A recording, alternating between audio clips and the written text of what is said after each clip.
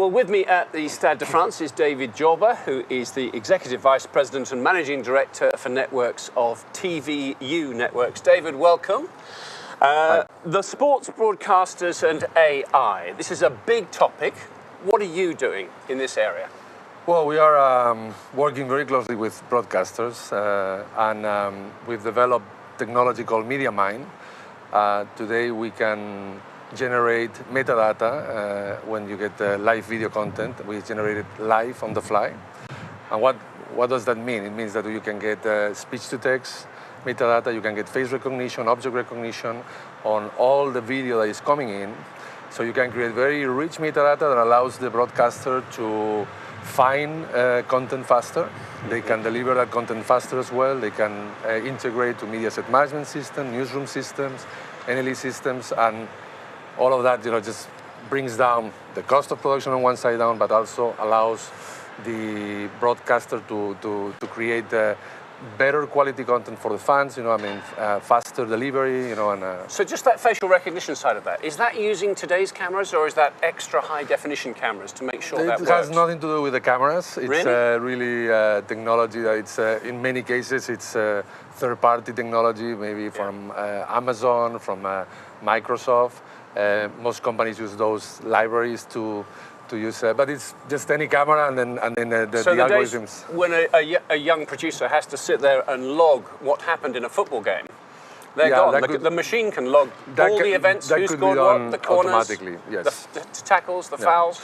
There's always the human component on things, but it's true that today you can log in a lot of the things that go around the event, not only the speech, and what is being said, but also weather and any other components that have to do with that video footage, and that the key thing is to have a cloud accessible database that from any different system where you're editing or where you are creating content, that you can access that metadata, so you can quickly search for things. So multiple users can then pull that data and use it to find what they need very quickly. And what sort of applications, the broadcasters may be producing a linear coverage of a game, an event, a match.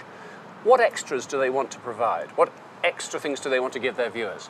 Well, one thing which is important today is personalization, right? So you probably want to, this is happening more and more. Everyone has their own little devices, and now you can see that we're starting to personalize more that live signal. So, a specific viewer may not want to see the same thing as others. So depending on their taste, you want to change the view, of how they're looking at the game, how they're watching the game. And that can be done with automation through metadata, right? So the metadata gives us the possibility of changing things as they go, as they happen. And based on your profile, I can say, okay, so this person should get this piece of content instead of the other, and the other one can. So that's one of the ways. Also, automates a lot of things in production. Whether if it's delivering the content to a specific place, if it's making sure that the content is searchable in the future, creating the metadata, right? This is a big issue for broadcasters. They have tons of content that, it's very hard to search. Exactly. So all this is really moving forward very fast with AI and the application of AI to broadcast, which hasn't happened in the past few years. And the challenge is to do more. Are you restricted by the power of the computers or the software that's been written? What work still needs to be done? Well, to some extent, yeah. You need computing power, yes, but it's technologies on our side. In fact, I believe, our company, the technology is there, the integrations are there, the tools are there today. They're at a stage where they're very usable.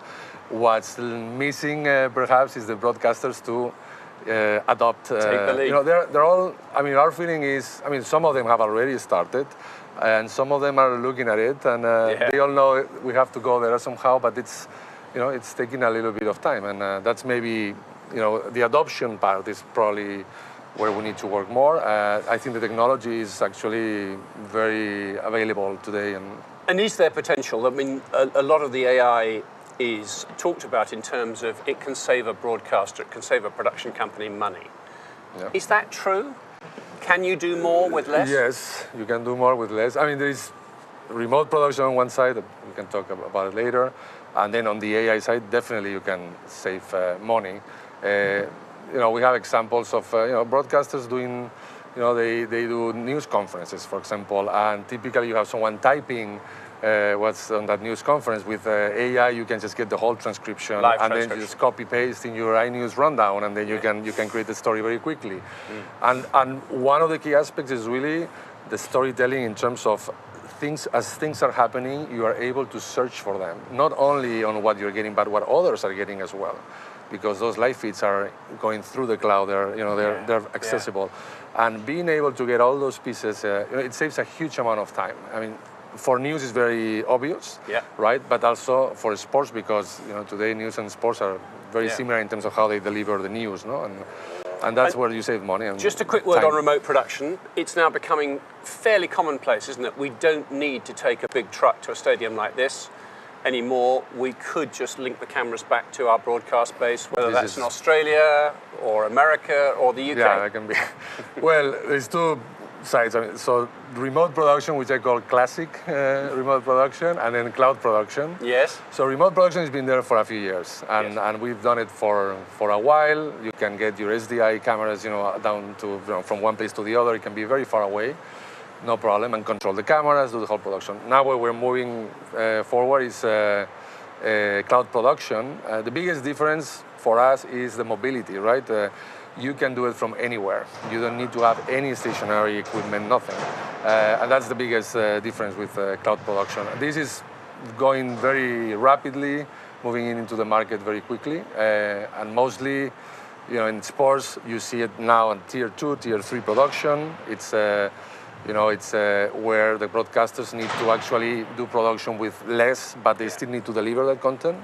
And that's moving quickly there. I mean, and the advantage is, you don't need, you really need to have a computer and a Wi-Fi connection, and that's it. We have a product called TVU Producer, and really the product is you log in and you connect your cameras, and then you produce your graphics, you do all the switching there, and we do the acquisition of the content, the whole production, the graphics, and the delivery as well. So if you wanted to really from home and sending a couple of people out to the field, you will get the whole production done.